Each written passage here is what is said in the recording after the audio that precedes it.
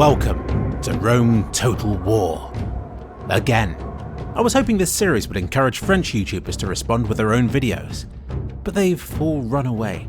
However, German Total War YouTuber Kalimo made a video of him invading Britain, and he's translated it into English, just for you. Enjoy. 2. Clicks Philip wanted to crush the goal only with peasants, and succeeded. But even if a victory over France is commendable, he angered us, the Germans. I couldn't let that sit on me. How could I take a sweet revenge? I decided to destroy the British. Since they had already weakened themselves with Brexit anyway, I did not want to waste German lives on them. Instead, I would rely on hordes of mercenaries who live in the woods and steppes and smell very bad. But this goal would be much harder to achieve than I thought. In Rome Total War, mercenaries can only be recruited in small numbers in some regions and cost a lot of money. Sure, you could ask RWE and they would cut down a forest for you, but in the year 270 BC you had to build roads and markets to ensure a stable income.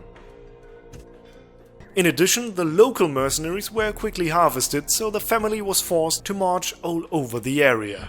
Arminius, the old and very much valued but beardless leader, marched west. His son Ariogaisus, who had more beard, marched southward, and old Hermann with his remarkable moustache and nice blue face color headed to the eastern regions. All of them with one goal: recruit bloodthirsty warriors who should help to get respect from the snobbish Brits. But first, a flashing, probably very wise woman annoyed them without saying a word.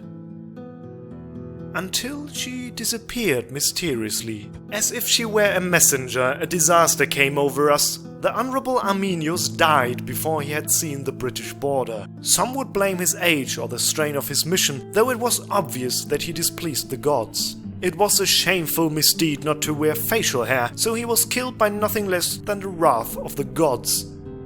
Immediately, the furious red-haired Rolf, an experienced Doppelkopf player, took over the march, while Hermann and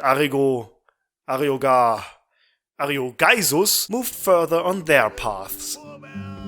To save money, I disbanded the brave German soldiers and allowed them some quiet remaining years with their families and friends, with whom they sat happily in their gardens and grilled some wild boars. It was a good and easy life for all native Germans, and it became even better after an alliance with Gaul, France, was announced. However, the first armies dressed in blue approached and Rolf wanted to oppose them, but he lacked some men. In the east, the recruitment of those men under the command of Hermann looked good, while screw it, let's call him Peter. While Peter went to Italy, where nobody wanted to support the great plan. The distance from the east was long and problematic because of that. Would the troops get to Western Germania in time, and before the British would raid and burn everything? Rolf couldn't wait any longer, and so the first Battle of Trier took place. Omens were good. Rolf was supported by Roland. But how much could you rely on hasty recruited warriors? Would they defend Germania with their lives? Or drop their weapons at the first opportunity and flee to the next best sponsor? Instead of wearing red clothes like the German soldiers, the mercenaries dressed themselves in a fancy green, which also inspired the frame rate. The Green Horsemen were able to confuse the light enemy units, and shortly after the foot soldiers arrived, the enemy general died. After that, the Brits pulled back like they did with their EU membership. Rolf and his men pursued them to play cards with them. Rolf gained his first great victory over the Blue Jacks. The word of this victory spreaded, and Rolf got a visit by the twin of his armorsmith, who coincidentally was a mercenary captain. So Rolf took him into his retinue, well aware that he would mix the two from now on, but also benefit from their abilities. In summer 266 BC, an old acquaintance appeared again. She was nearly forgotten, but as soon as you remembered her, you knew exactly who she was. This time, she came in a different shape. She also had a name. The mysterious flashing woman became Ashley.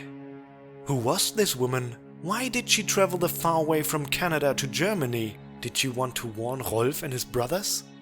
Why? But Ashley remained silent, and as fast as she came, she disappeared again. for whatever reason.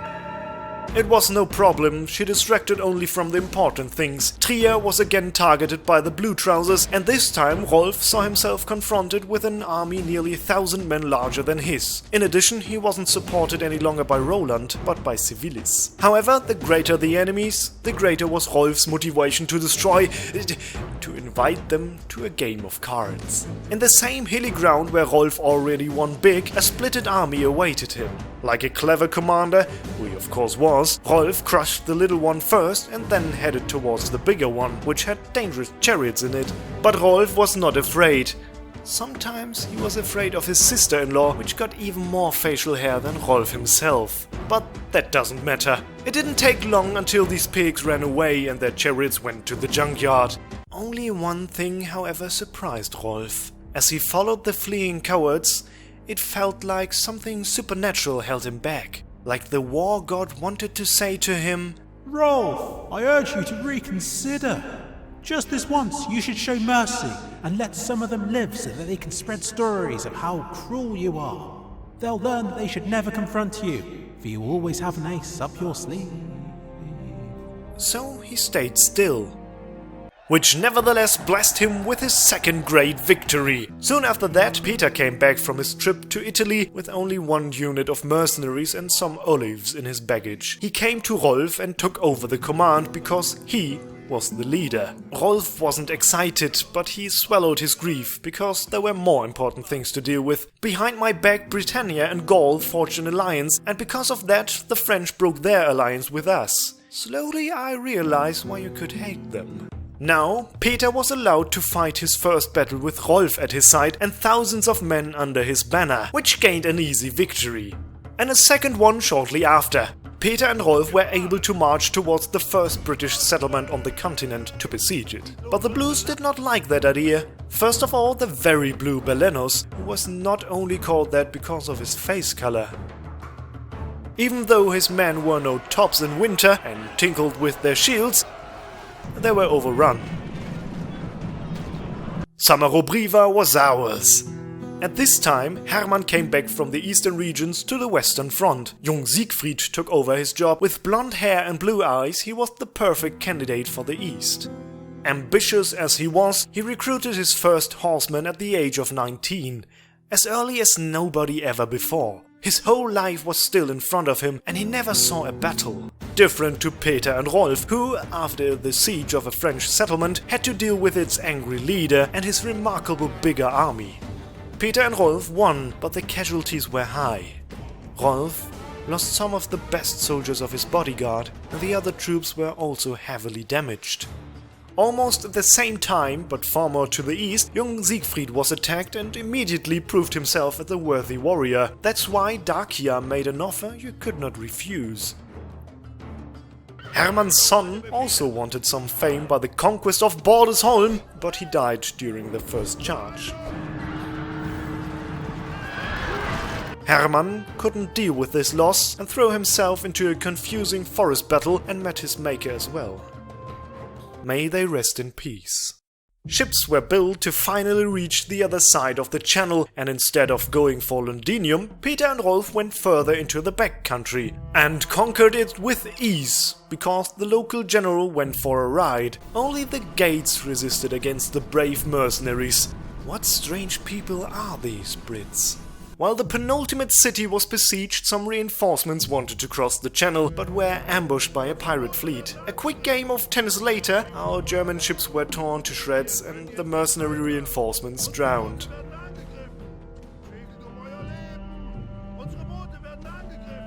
Was this the disaster Ashley wanted to warn us about? Without the reinforcements, P and R had to fight for Deva with their remaining soldiers and won it after a draw in penalty shootout. The path was clear and Londinium not far away, and after a few weeks the day had come. Again the purchased men dressed in green dominated, again only the gates resisted, and shortly before the battle was won, one man wanted to earn his fame. Rolf himself went into battle to make the last British dog cry, to invite him to play cards. He fought like a berserker and fulfilled his mission. Britain was defeated, only with some purchasable soldiers and the will of the only true hero. Rolf succeeded. He, unlike Hermann, survived. Should he retire now? No.